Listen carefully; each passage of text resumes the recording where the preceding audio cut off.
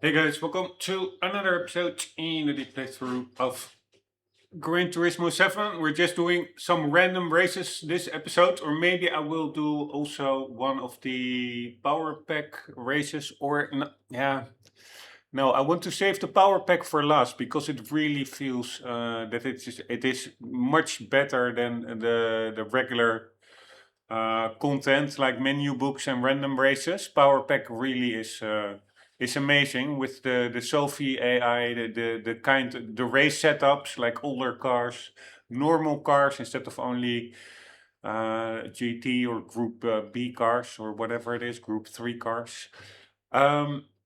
So this episode, let's finish those or do some menu books and maybe some random races, which are also fun, of course.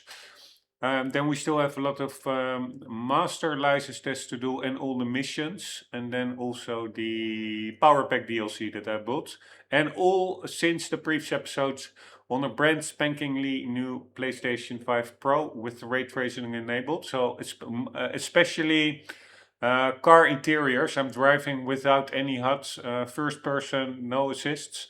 But first person interior, the ray tracing is also enabled in the interior. So that should really make it look more authentic, so to say.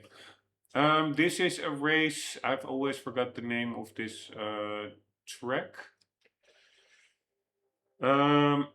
Fisherman's Ranch, maybe? I don't know. It's a certain layout, and we have a front rear 550 challenge, and it are mostly American cars. It's pretty cool. We took an old Corvette, and we are a little bit or quite a lot below the suggested PP of 550. We are at 520 or so, I think. So I'm not even sure it's possible to win, but let's try it.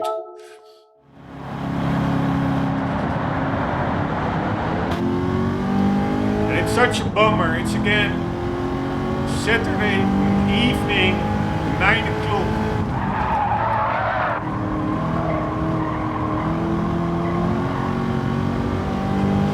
And I really wanted to, because I'm super happy with the new PlayStation. I wanted to play way more, but I was just too tired. Super annoying. From a week work. Even doing physical work, but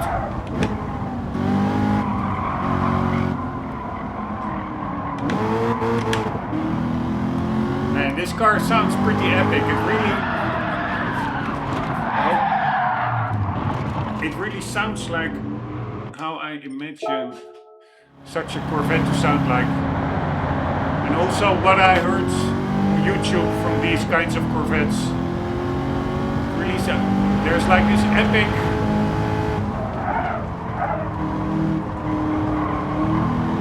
YouTube vid of a newer Corvette ZR1 on the German Autobahn.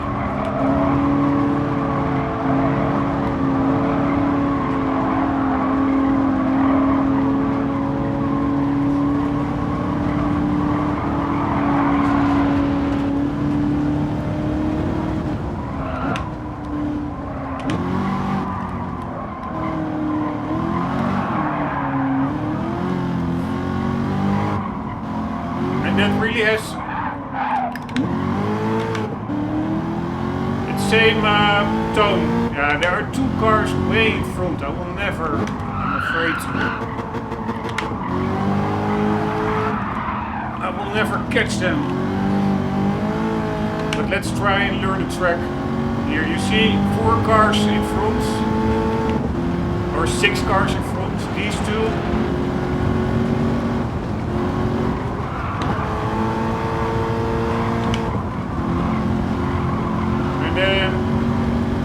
Up ahead.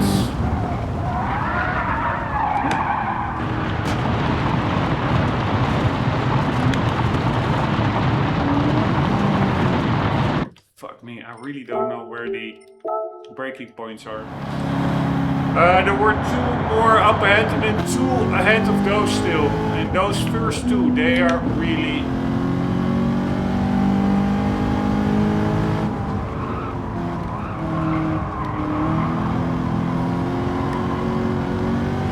way too far up front. Maybe there's hopefully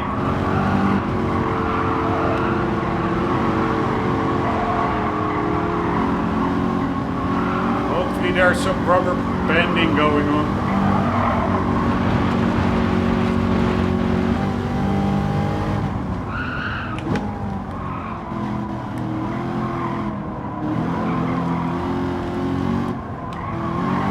I have the feeling that there really are a lot of corners where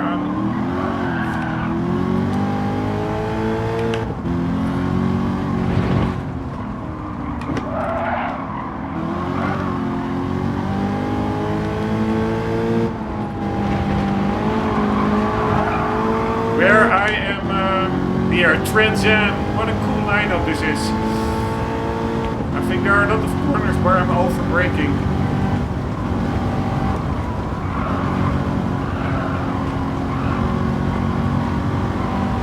Alright, I'm gonna try 200.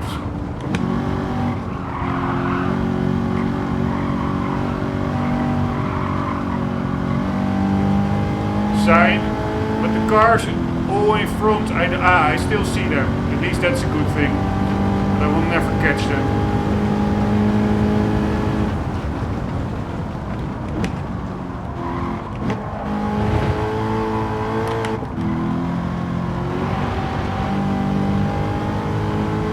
Although in this corner they seem to be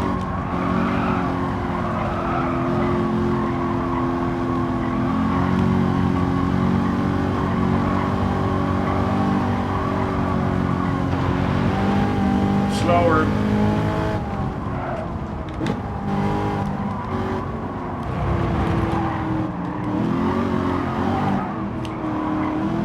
Car really gets still happy over there.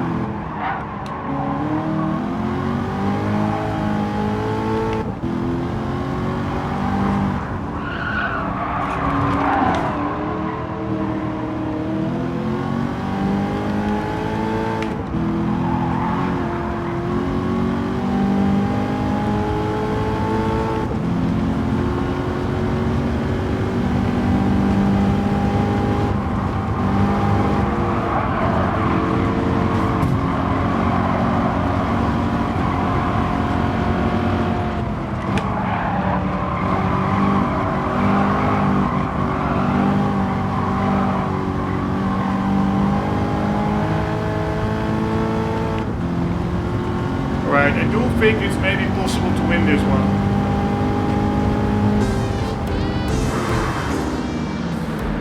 What a cool race. What a cool car. And what a cool lineup.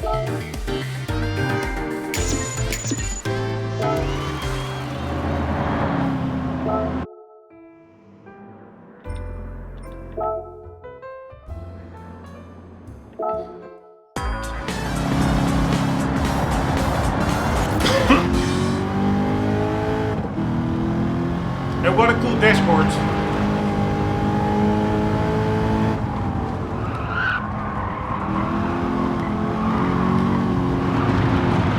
Nope, we really need to be perfect.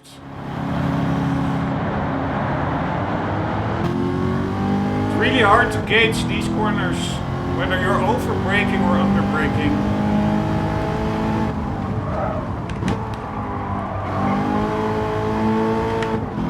Here, now I was pretty much under braking, I'm pretty sure.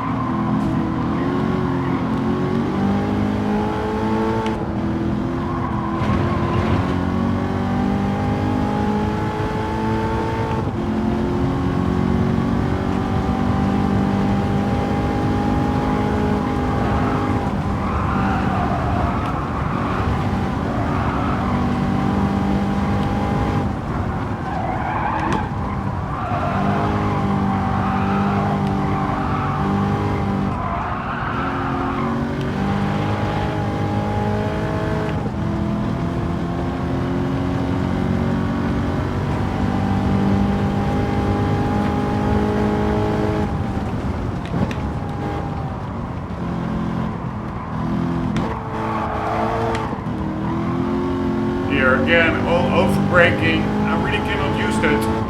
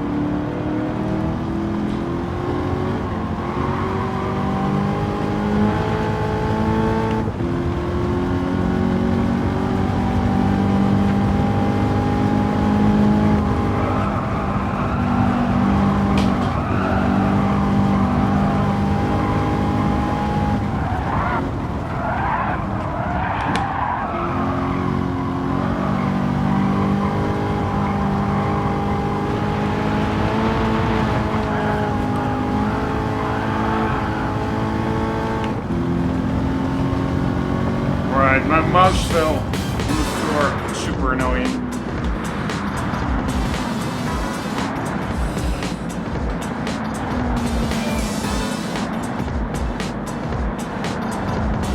Alright, I do have to say, it's quite tricky. I do think it's possible. I really need to be quicker.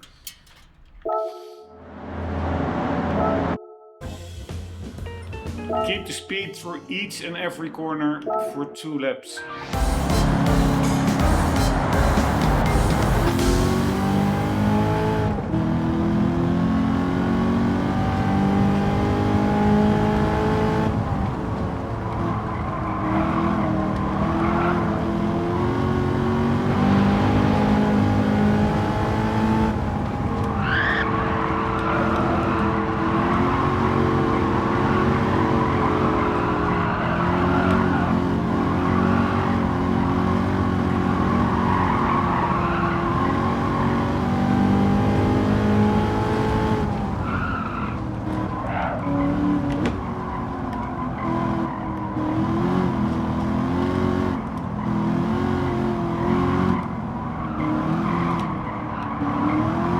Here in this corner as well, I think I can carry way more speed through there.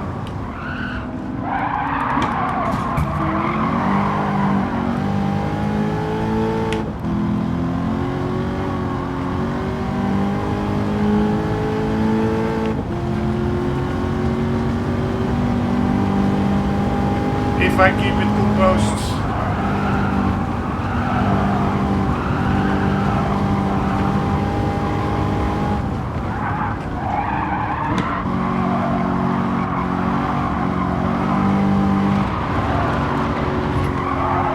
Sorry.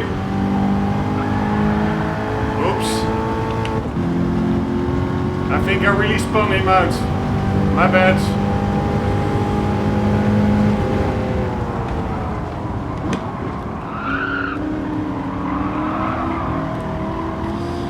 The tricky part of this track is also the road, the height differences, which really makes the suspension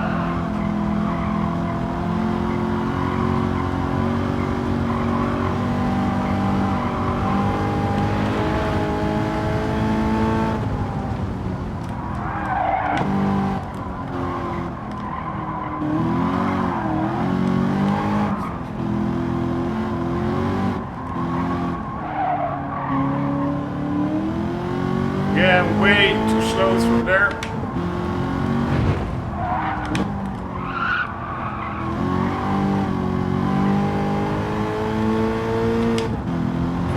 But the suspension is really working through these corners. And again, screwing it up. Over near the past start-finish line, I'm getting quite close, but then always I'm screwing it up.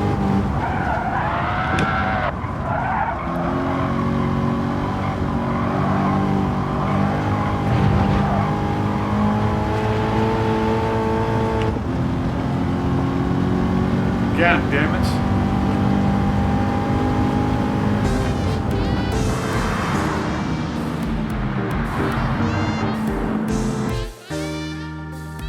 Yeah, Viper is in front. That one has way more PP, I guess.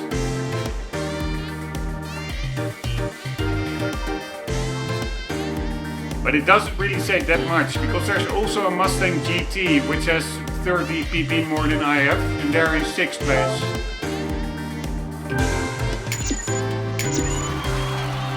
Right, what was it called, this one indeed? Fisherman's... Willow Springs indeed. I was already thinking, Fisherman's Ranch, that sounds like one of the fictional circuits, and this one is not fictional. Willow Springs International Raceway, Big Willow. Right, let's give it a couple more shots. We're only 2 seconds off the time. It's mostly that last corner that with the big straights, that I really have to nail, especially after the first lap.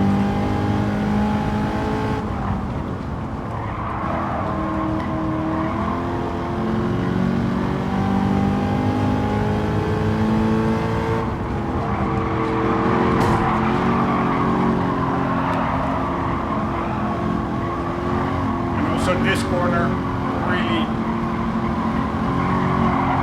important to get on the power as soon as possible.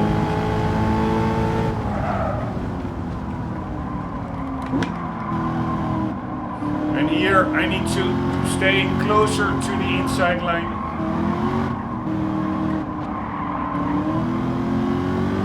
And here I can get on the power earlier than I did before.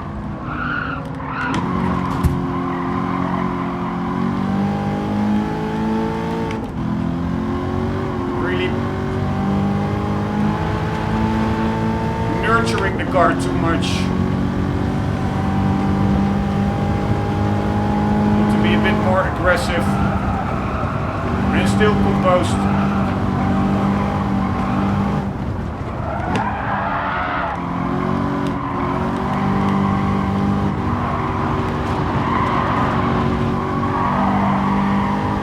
Right, we're at the exact same spot and doing the exact same thing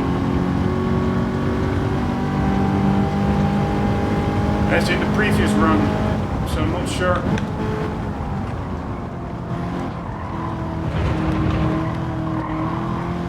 That's a good thing, but yeah, we are pretty close now.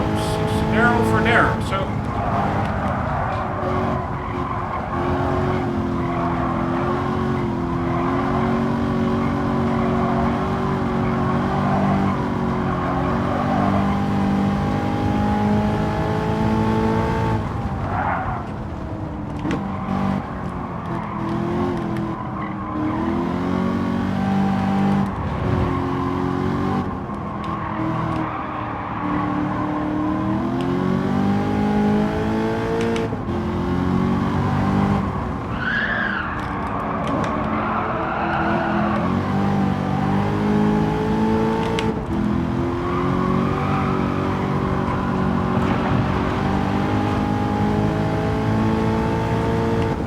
but that Viper is still very tricky.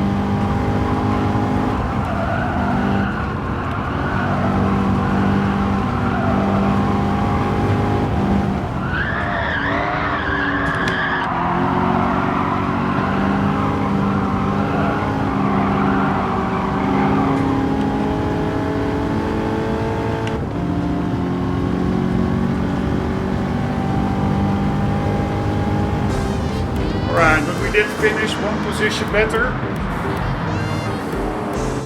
and that's 1 second that we need. Yeah, we can get 1 second, I'm sure. Not that I'm driving that good.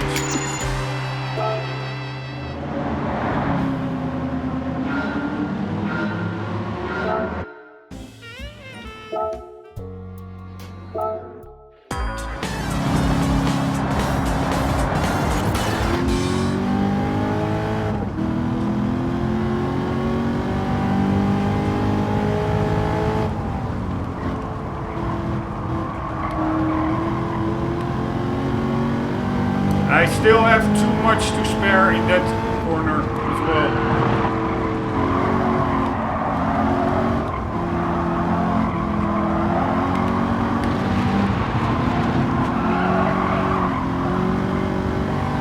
what I wanted to say, I don't know if I finished my thought. It are the road undulations.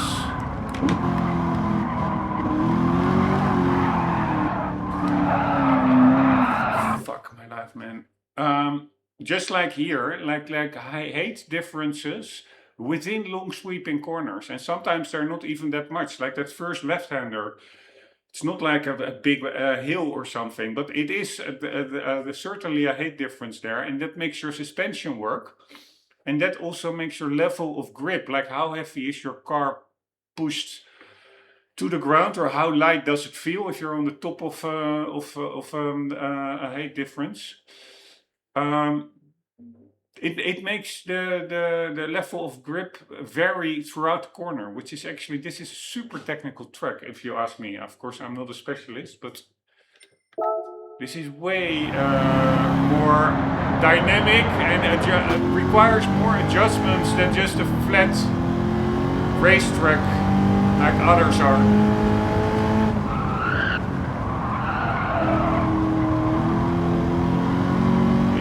I can get earlier on the power there, I'm sure.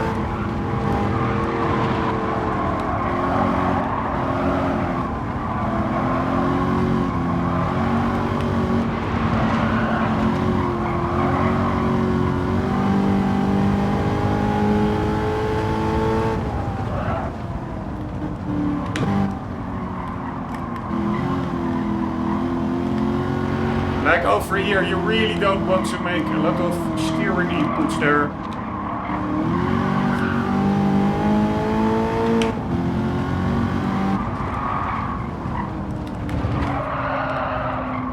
Oh my fucking god. Alright, I'm getting a little bit in my frustration zone. Not because of the game, but because of myself making stupid mistakes.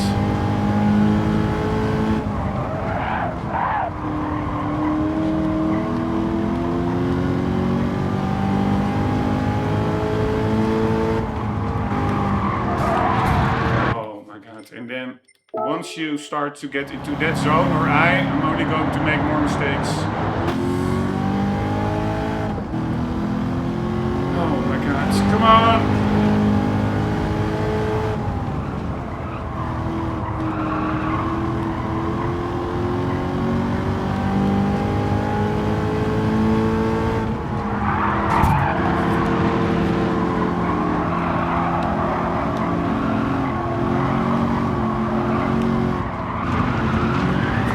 Oh, fucking hell, man.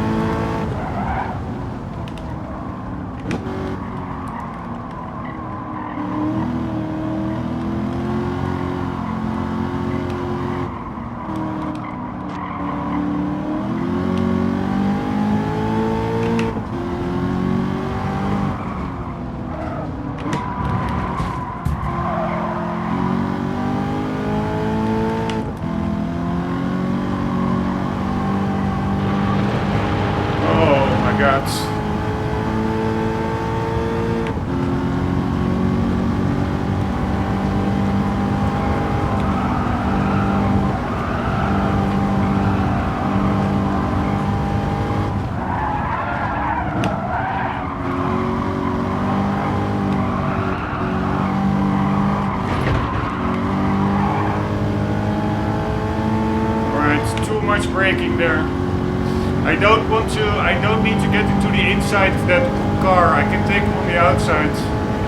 Oh, fuck me. Way too late. I wanted to say way too late on the brake, but actually not. Normally I'm braking at 200 there. I think I can actually brake later there.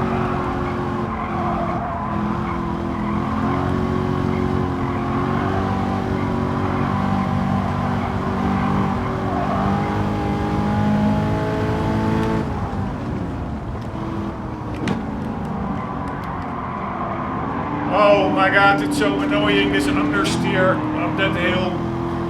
And then it is so tempting to just hit the accelerator.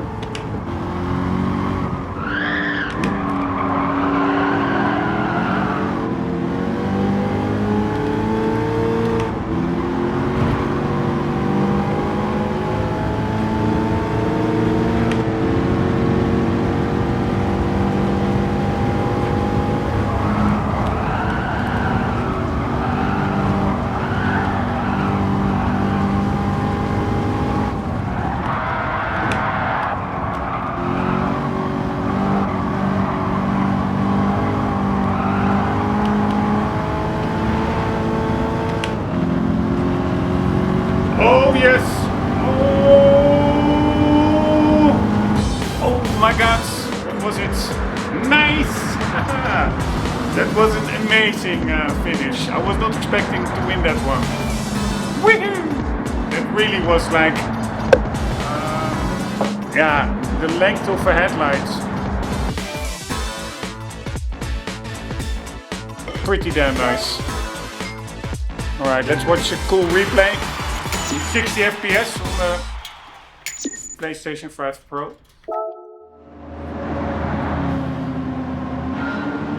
The car feels way more controllable than you would expect from an old Corvette.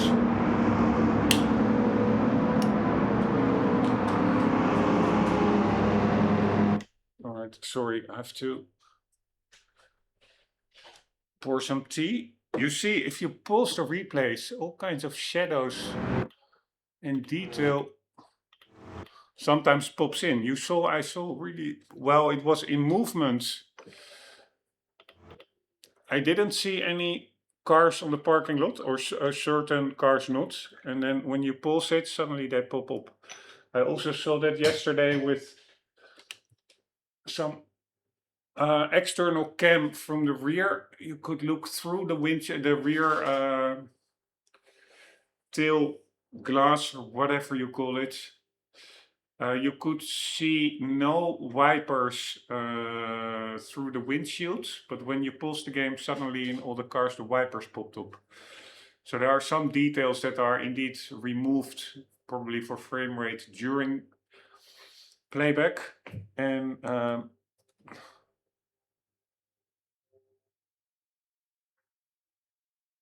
they appear when you pause the game. You do see, I see at the inside of the front rim, you see a little bit of, that is the PSSR that needs to be enabled, like DLSS to enable all the ray tracing.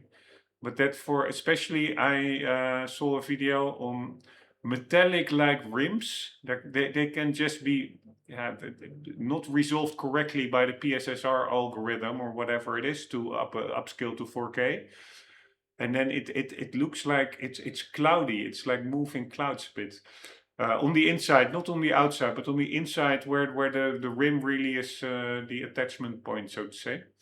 But what I do find pretty damn cool is if you look at the rear tire. One, by the way, huge tires these Corvettes have.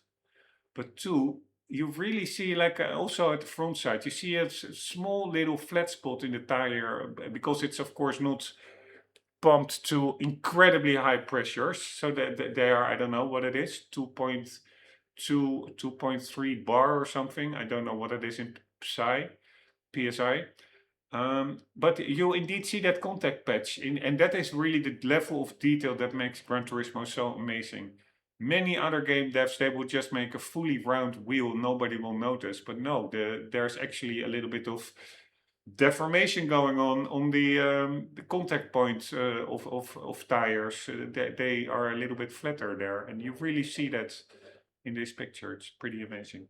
All right, here we go.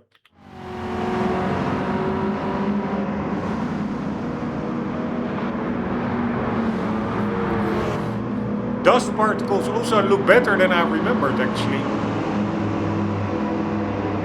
Right, you see there a bit of shimmering in the car antenna, so really thin lines. PSSR still is not super for that, but it's a bit of a trade-off. A little bit of shimmering sometimes, but we have way more immersive HDR, or ray tracing, sorry.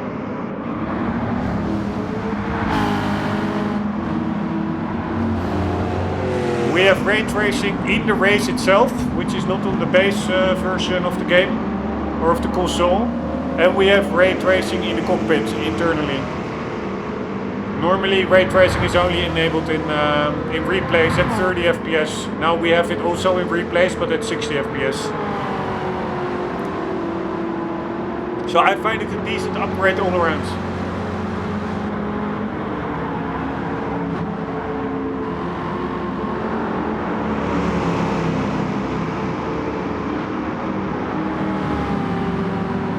Wow, the Corvette actually has like a glass roof, it seems.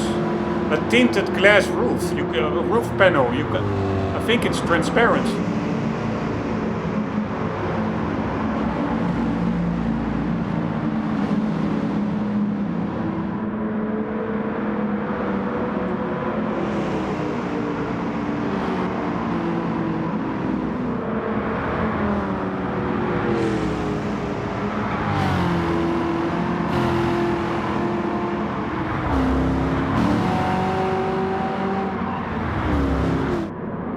Man, what a game.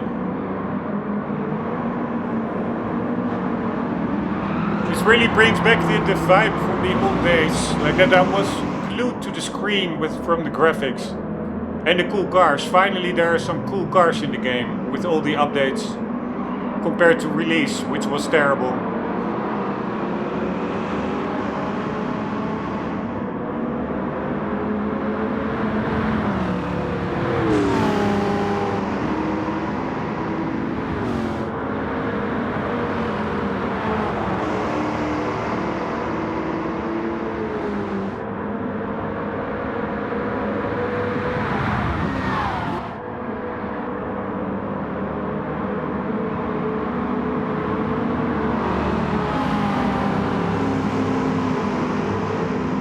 Man, I was not expecting this to be a win. Here, I'm still in second here. It's incredibly close. It is literally like 10 centimeters or something over the finish line. Let's check that one more time.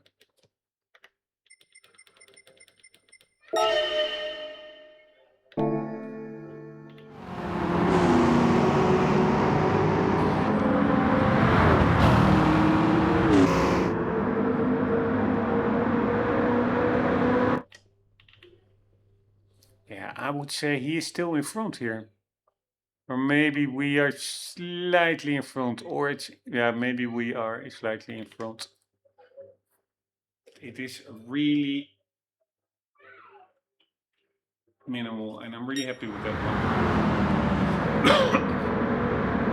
Also in 60 FPS, the guy waving the flag looks way more natural, I find.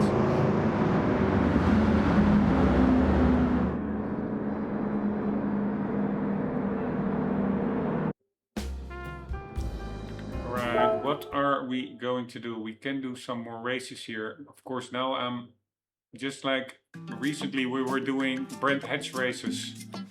Now I know the braking points a bit, so it makes sense to do some other races here now as well. Otherwise I forget the braking points. Alright, this is a menu book race that we have to do anyway, so let's do it. The thrill of a revival, fireworks illuminate the night skies, racing cars from a bygone era compete in this special race. Alright, so that first corner is actually a 90-degree corner.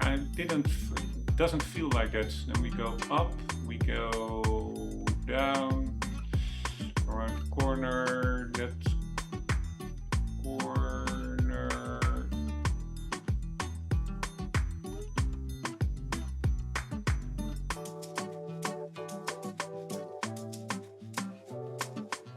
Then you go up, then you have the last big flowing bend, which is really narrowing down at the ends. Ah, that is also with that first big flowing corner. So the second corner after the first 90-degree one. I thought that one was also tightening up at the end, but it actually is not really. but it's more than a 180-degree corner. That really it's early the straights leading up to it and leading down from it. They are not parallel. They are in an angle. So the corner is more than 180 degrees.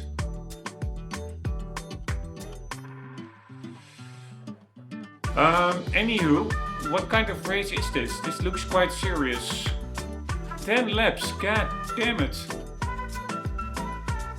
Alright, we can do that, but then I'm not going to take a car that is really super low.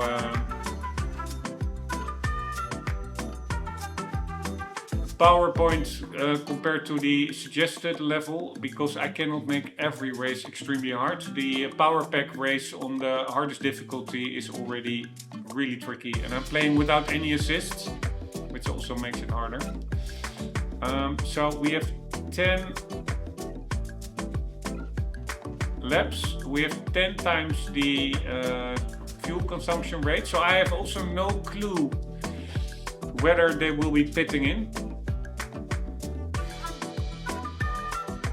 Or no, tire wear rate is 8, fuel is 10. And also, that is also what makes the power pack nicer. It's much more realistic. You can qualify, you have standing starts. Here, yeah, I have no idea. So basically you have to play it at least once to see if what the fuel and tire rate do. Do I need to do a pit stop? And if so, that changes the tire compound that you will choose. That will be optimal.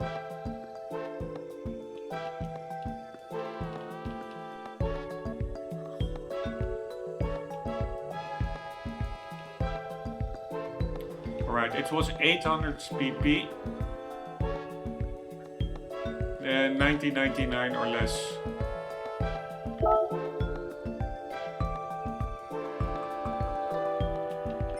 Alright, this is a pretty cool car actually.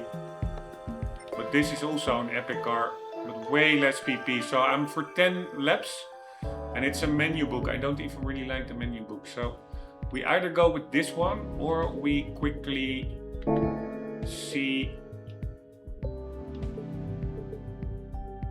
if there's anything special for sale in the Legend car dealership.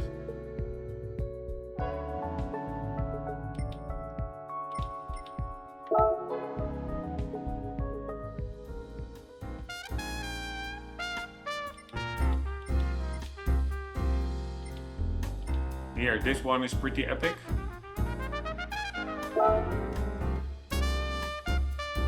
$839. We would have to put a restrictor on it. Now let's save this one for later. Something to look forward to for a Le Mans race or something. Wow, check out this Alpine race car. This one is epic. I wasn't even aware it was in the game. Only 585, but what an epic car. Only 320 horsepower, but it also only weighs 690 kg. Alright, this one also epic. Much more affordable than I would imagine. 852.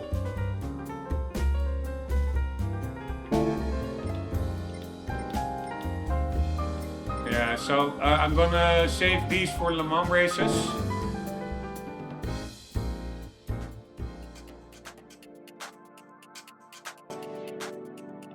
And I don't think you can buy such cars from Brand Central. Because, by the way, this is the icon for the new Power Pack DLC. It really is amazing. But I think Brand Central only has cars from 2001 and up. Here, we did one race in the previous episode. The GTI.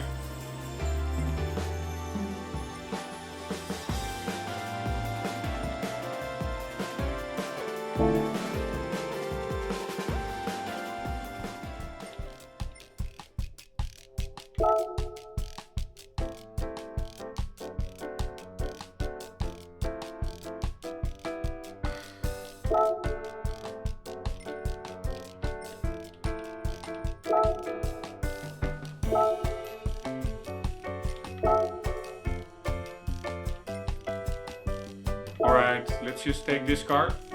Although it's also really a car that you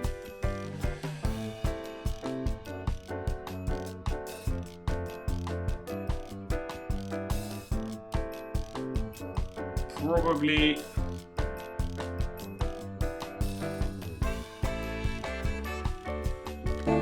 yeah, I wanted to say I also want to use on Le Mans or something, not on the Willow Springs. Now let's just go with the Supra, and then we put, because I forgot, we also will be putting some tires on them.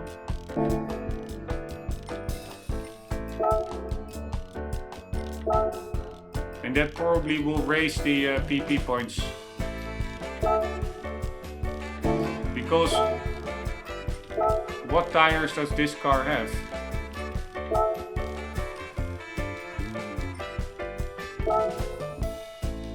Racing Hards.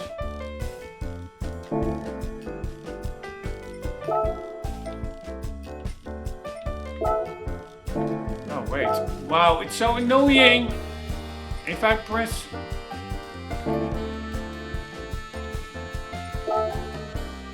It's very easy to press back to one time too many.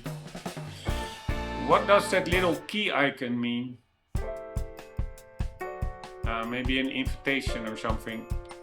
I know the little present box means it was a gift card. And that's also one thing I wanted to check.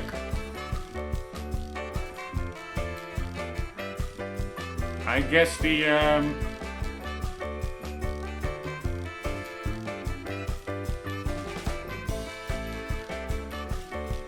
tool icon, like the little hammer and the wrench, they mean that the car is tuned. Yeah, but also not really, because this car, did I tune this one? Comfort Soft.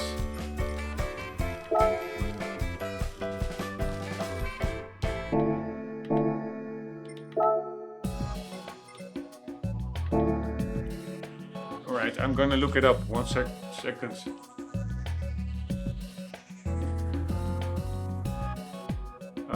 Here we go. GT7 tools icon.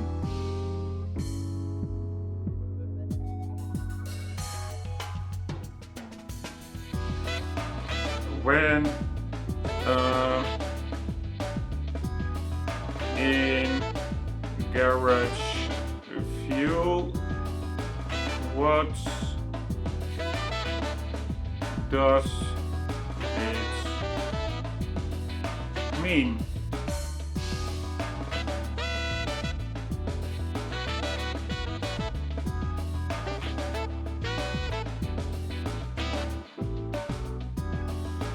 Alright, icon GT7.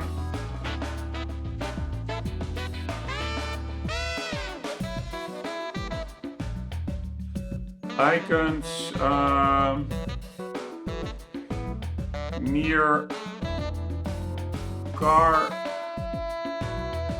pictures in garage view. What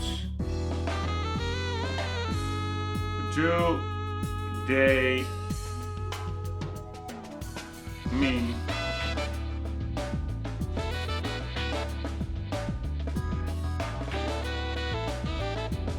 Alright, the car's current status, how you acquired it, and whether you own it in the specific color you are viewing.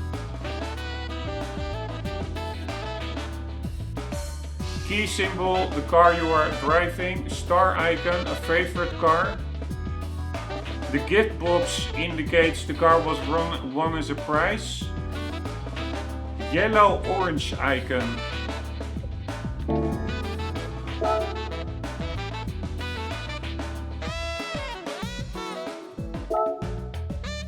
Alright, I don't see a yellow orange icon.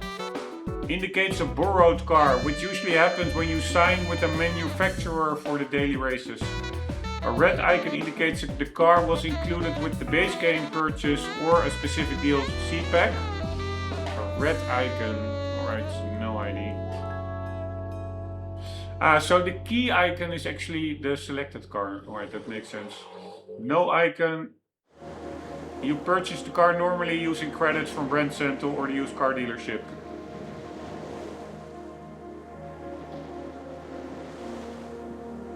Still incomplete, and that is because Google AI is the worst there is.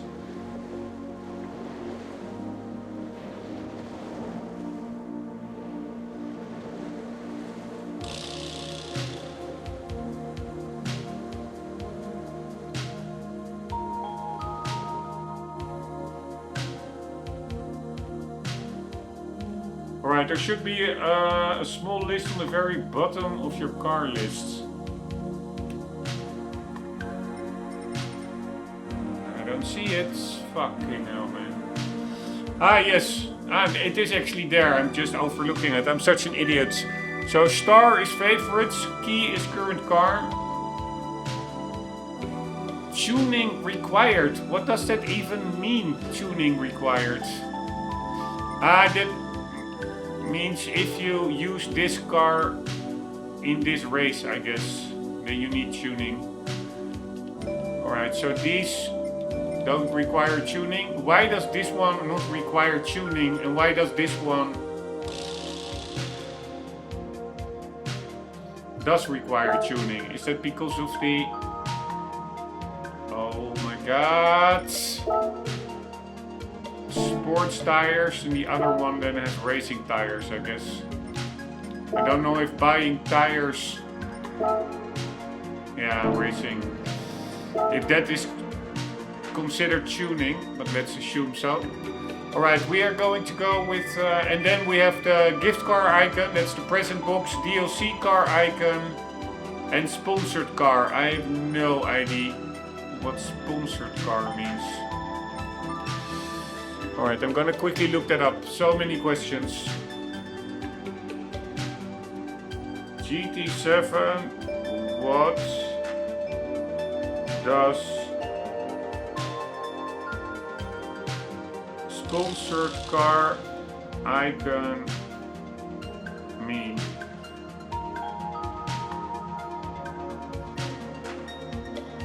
A vehicle is a loan car provided to you during an active manufacturer's cup contract. So that is not what the AI said. The AI said that was a borrowed car.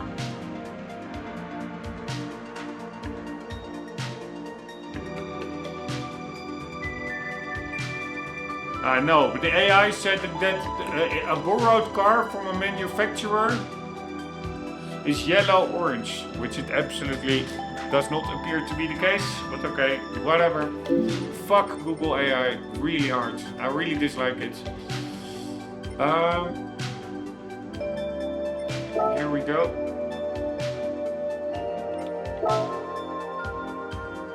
Yeah, do we want softs?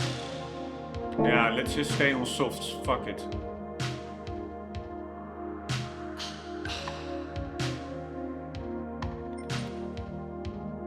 Let's just see how we will fare. We are way below the PP, so if it really seems just as hard as the last race, then I will probably just jump into that portion.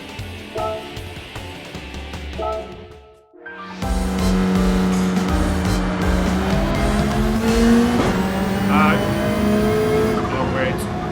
Also, I cannot get the multifunction display to pop up. It is so annoying, everything.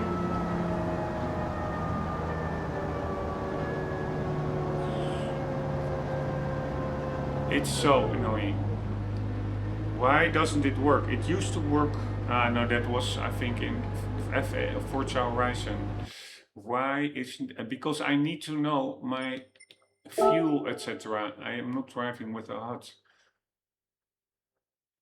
Now I remember, I had an app. I have an app on my phone with Bluetooth.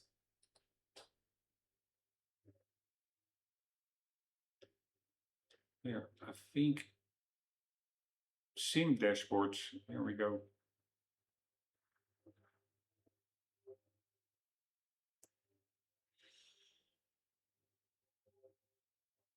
One moment. GT7. All right. Now what?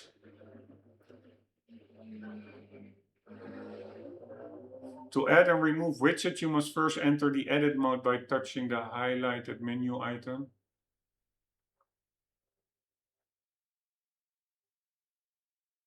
Right, whatever. GT7 not running. I still have my old view with indeed lap counter, tire condition, and view. So that's pretty nice. And then we do. Why can't we connect? How do we connect?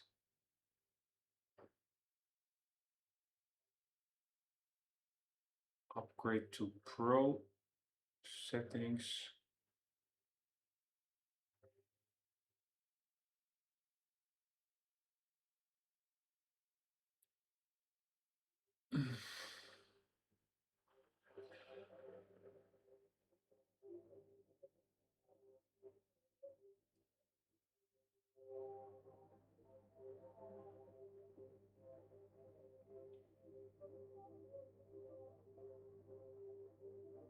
Reduce image quality.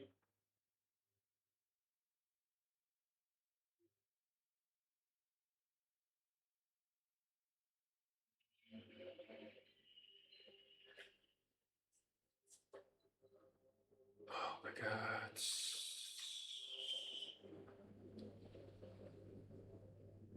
Alright, I wonder if this app is still supported. It's quite old. Oh my god, it's so annoying. Oh my god. It's so annoying. Right, that was another. Jesus Christ. Oh my god, there is simply no menu. It just disappears and you cannot do anything. It is the amount of retardation that is built into so many apps. It is so incredibly big. It is just unfucking believable. So unintuitive.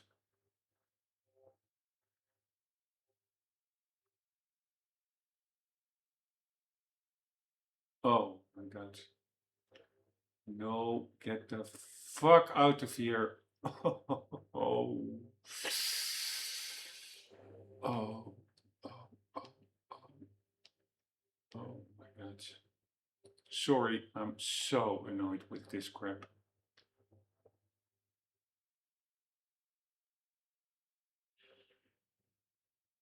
No, the items that are popping up are actually.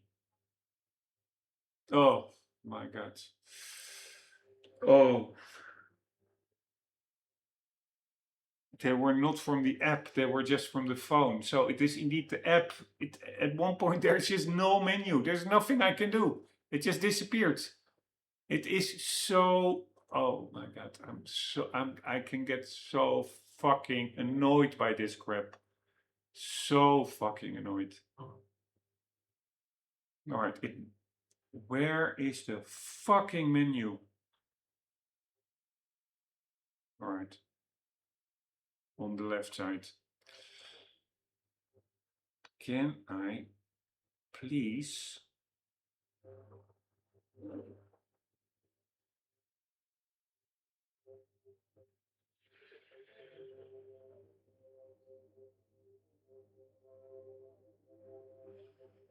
Oh my god, sorry. I'm just so annoyed, but I do need it. I do want to have insight into.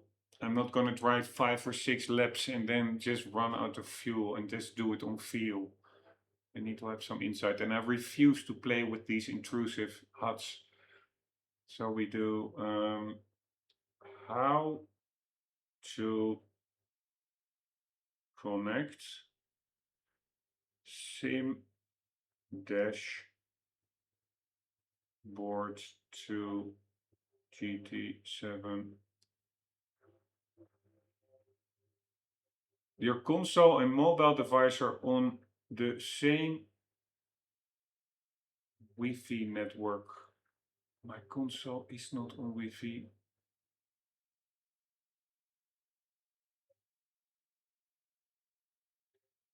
Ensure your PlayStation and your phone or tablet running the sim dashboard are connected to the same local Wi-Fi. Find your console's IP address.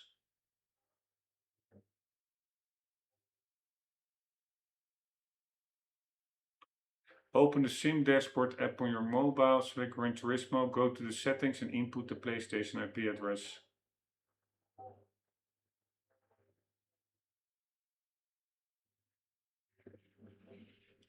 In the app you can blah blah blah.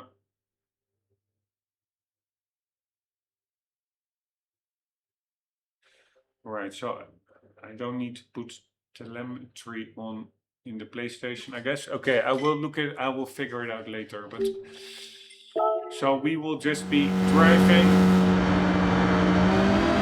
on feeling, unless we have, that would be really nice.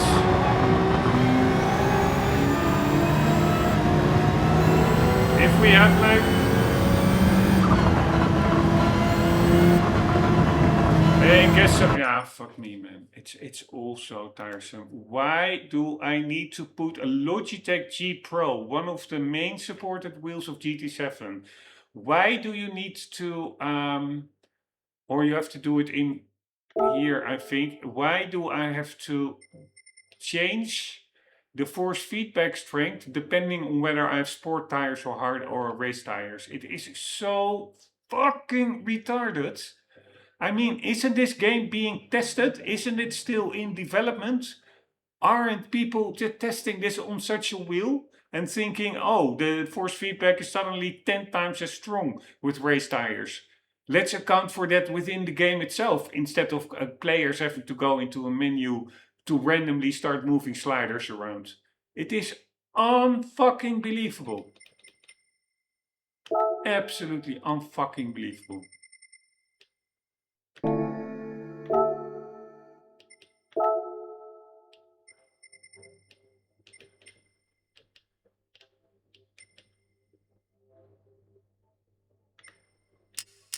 Oh my god. Jesus Christ.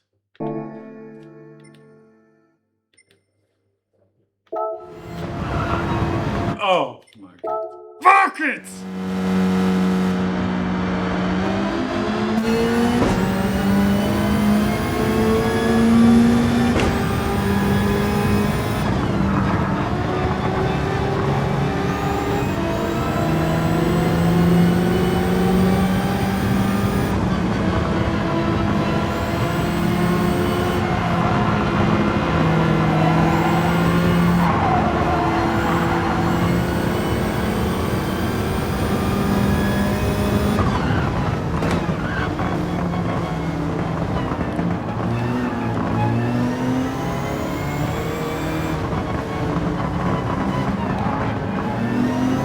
I don't feel I can drive this car that much faster than the old Corvettes.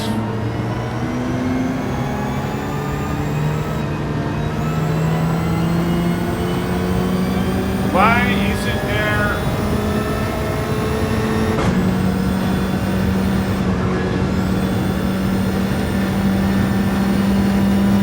a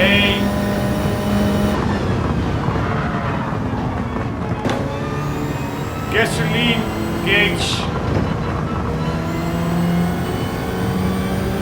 on the dashboard itself? I don't understand. And I also still do not understand why my, I will do it later, why that multifunction display is not working.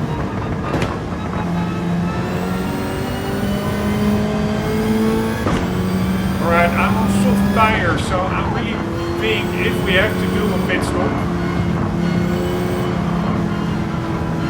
because the tire consumption, wear rate and fuel consumption is times 10.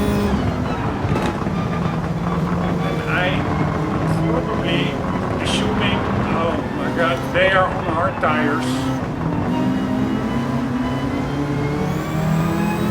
I need to build a lead.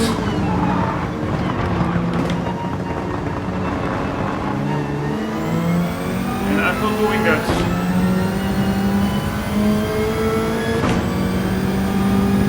Fuck my life. I'm actually way behind.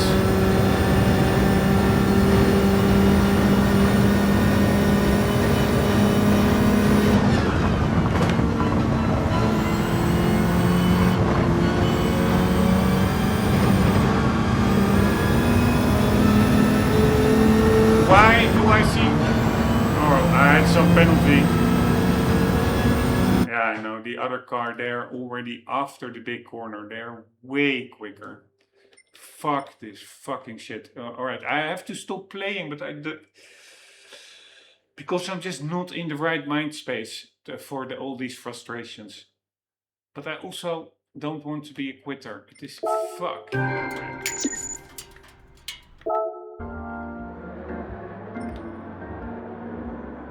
Yeah, so that fucking Mazda 787 is in the game.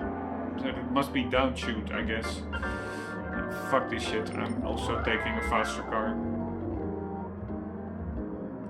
Fuck this fucking shit.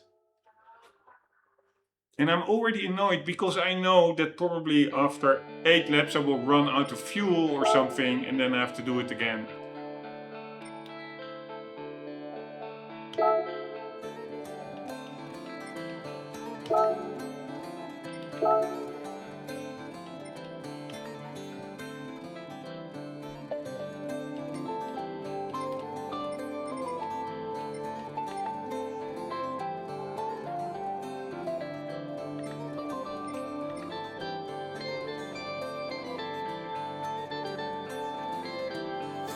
Alright, let's see. Let's just see how it goes with hearts.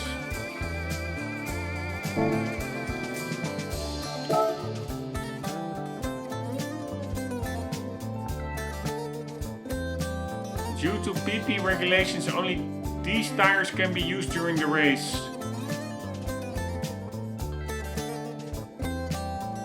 Alright, I'm pretty sure that I was on racing soft in the Supra, so why does it now say I can only do racing hards? Or did the game change it to racing hard on that Supra?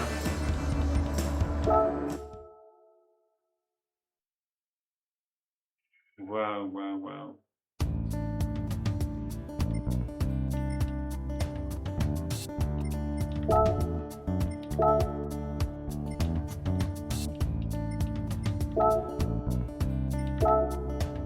No, they're on racing softs. So why is it all so tiresome, man? It is so tiresome. Why do I only get that? No, I don't remember seeing that pop-up in the Supra while it was on soft tires.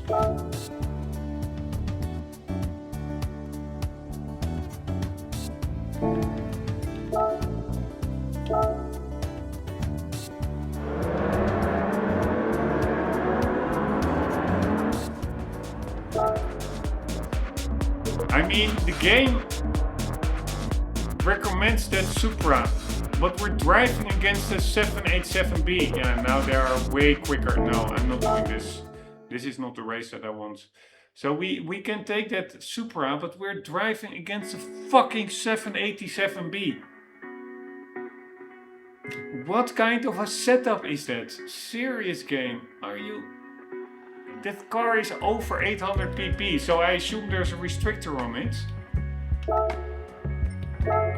Fucking hell, man. Why is it all just so convoluted? Alright, fuck this shit. Normally I'm not from tuning, but I'm just gonna tune this fucking car.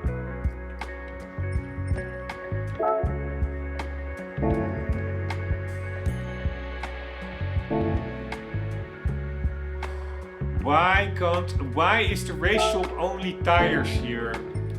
Oh my god. Oh my fucking god, man. fucking god.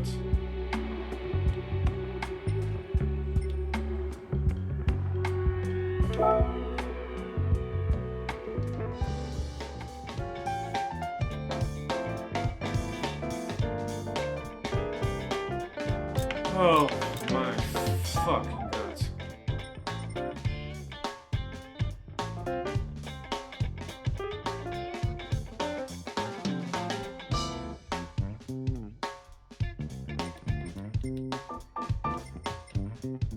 Why is so much stuff not available?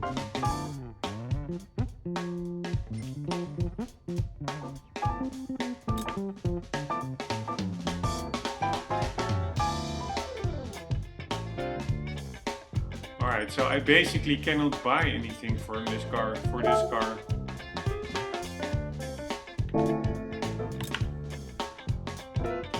Here, it's all not available.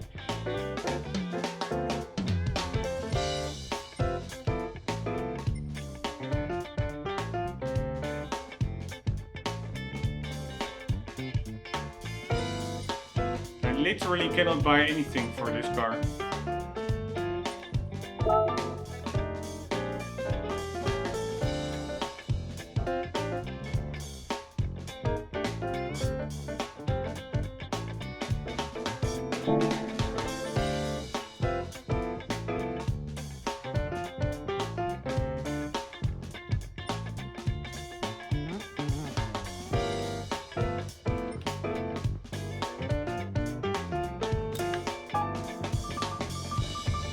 And the thing is, normally I like these kinds of challenges and that you have to figure it out to win.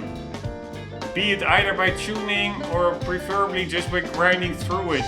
But that is in Gran Turismo 3, etc. You're looking forward to something, you're building towards that next car that you want to buy. And in this game, it is just some random race that I just open up and there's nothing.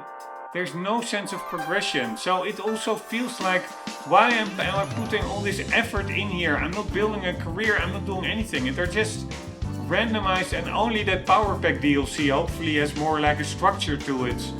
But it's why I still cannot believe how they totally messed up the career setup in Gran Turismo 7. It is so retarded.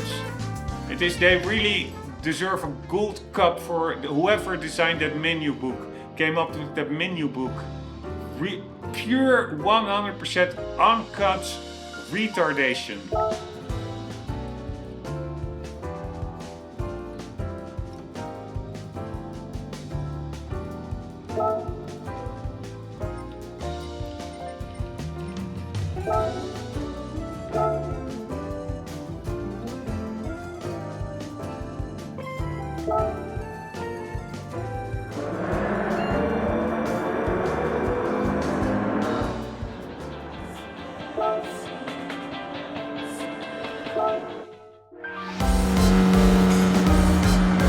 Yeah, I didn't see any racing hard tires.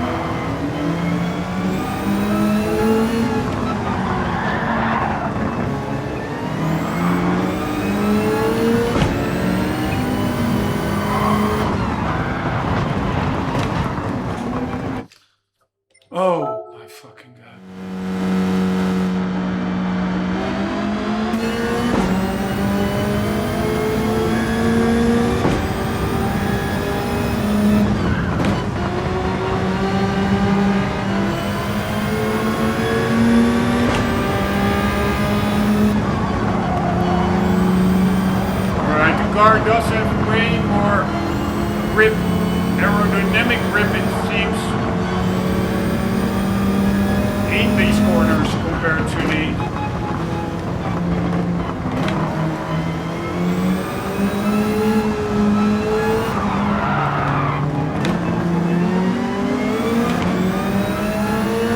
Corvettes before.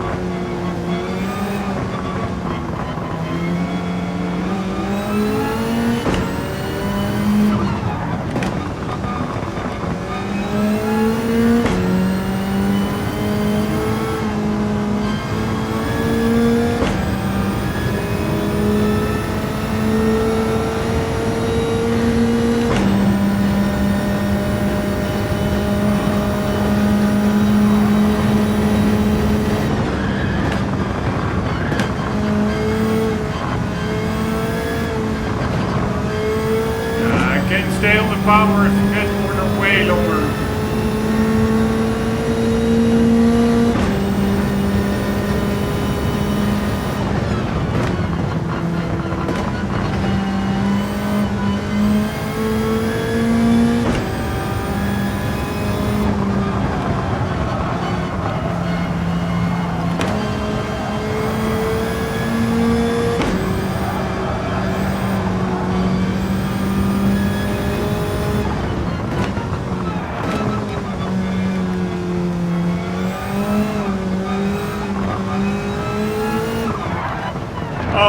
Oh, fucking hell. I know I should not put too much speed. You have to be patient through there. I know it, and still I'm doing it. Oh my god. And I still see 4 cars way in the distance. And it could be that there is rubber banding because we're not yet at the end of the race, but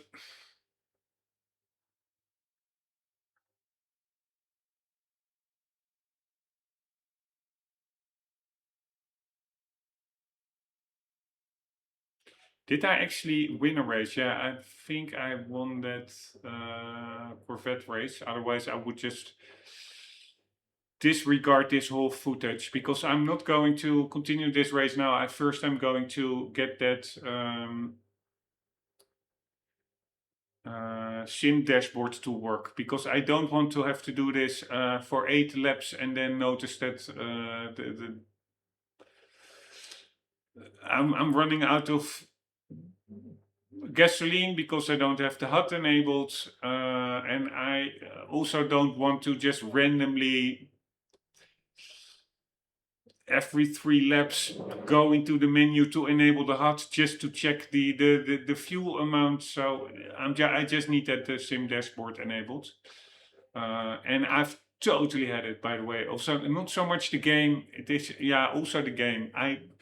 Why would you put a 787B racing car in also that 205 GTI or a rally or whatever it is? Why put that car in there? And that is what the power pack does so much better. But here it makes no sense, this setup. It makes no fucking sense. Here, now there are suddenly all racing cars. I didn't even see these racing cars, so... Alright, I don't know what... It's oh my god, it is all so retarded. The retardation is so hard. Look at the cars on the grids and look what the game suggests to me, which is a totally different class of cars.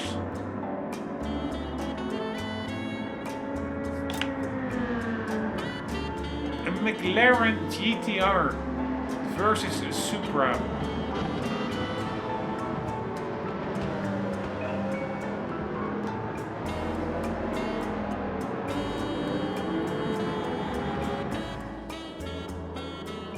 Here, and that Escudo leading the top behind or in front of a McLaren, etc. It is, I understand it's all a bit quirky, so I don't mind that much, but come on, be a bit more serious, Gran Turismo. And yes, you can have tongue-in-cheek events, etc., but not a 10-lap race and then having a Mitsubishi Escudo Pikes Peak car leading the pack. Now it's in second place, so okay.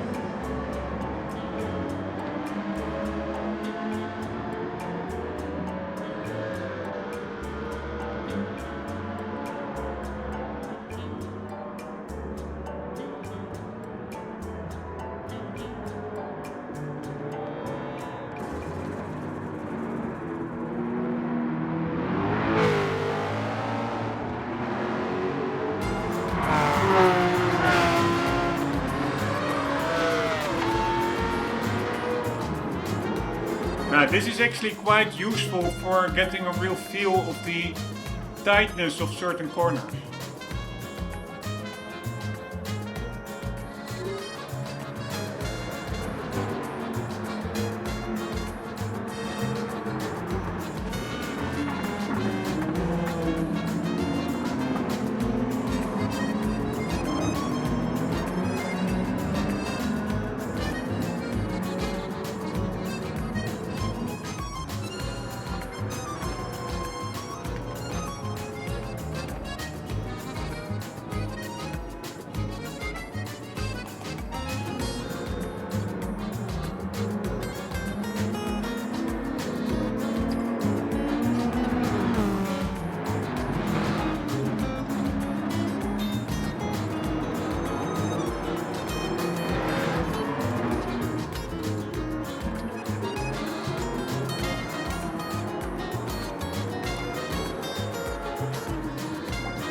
So that corner, last bright corner on the top, in the bottom left of the screen, that corner is indeed this one. It's not even that tight. It is just a flowing section. Good to know.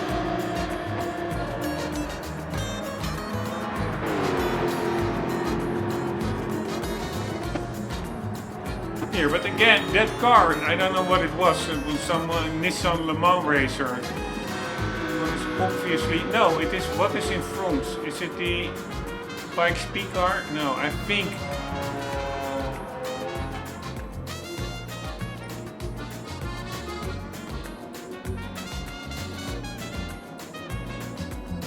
Yeah, I think that's the Pikes Peak car that's in front, right?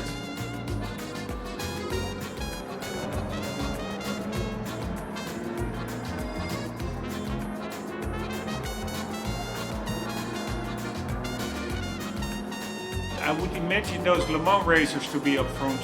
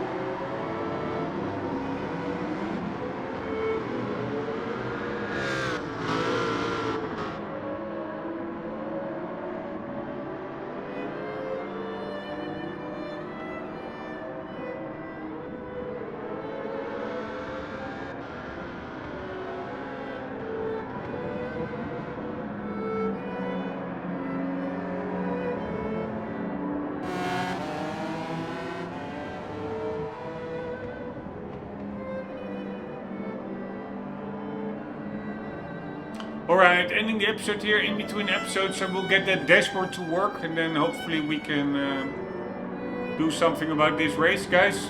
Sorry for ranting and raving. Hope to see you next one. For the meantime, don't forget, always do keep on gaming. Later.